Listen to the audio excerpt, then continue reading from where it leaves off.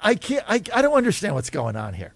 So here we are, a sovereign nation, and I guess I'm the only one talking about this. You've got a CCP biolab creating what could be biological weapons to be potentially unleashed on the U.S. citizenry, and they're doing it on U.S. soil 50 miles outside of an Air Force base. What the hell is going on here, Steve Yates? Well, John, I mean, this is part of a long-term trend. It has taken a very long time to get people to talk about it just on a basic common sense level, and we're not quite there yet. China has for too long been thought of as just a foreign policy issue.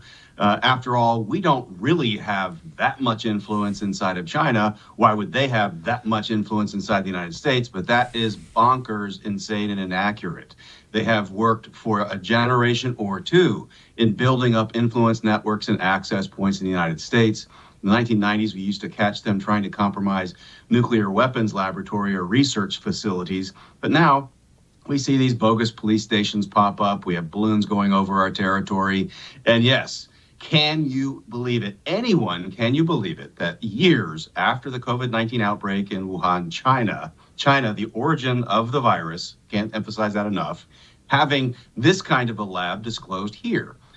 So we had Department of Justice at the turn of the administration most recently that shut down a China initiative that was meant to look at people with Chinese Communist Party ties and what their activities were in the United States because of alleged ethnic profiling.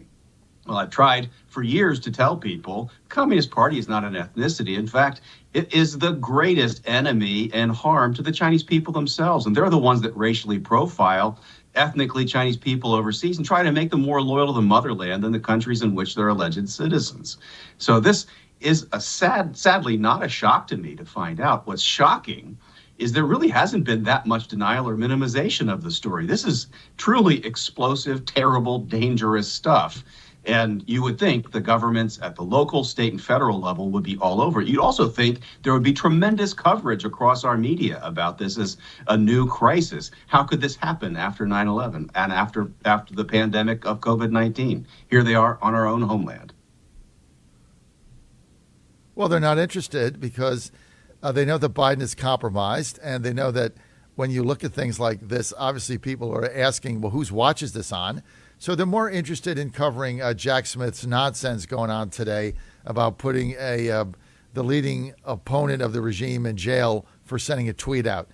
Meantime, you got labs right in Fresno, but here's my question, Steve, and I keep asking this. I can't get an answer.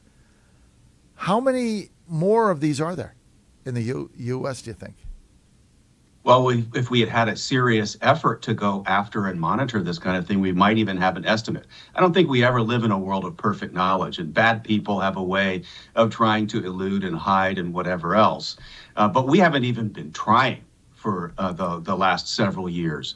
We've sort of prayed at a false church of climate change, said that was the number one threat to humanity and to our country. We played around with political divisions in our country allegedly being the greatest threat.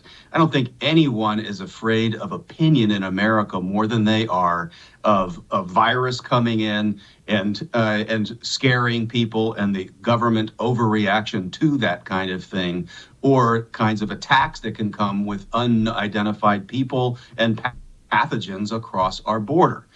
So I think that the American people are sober about this. It's just taken basically a lifetime to get our leaders to take it seriously. And sadly, I don't think anyone has an answer to your question because they haven't been looking. They willfully had blinders on.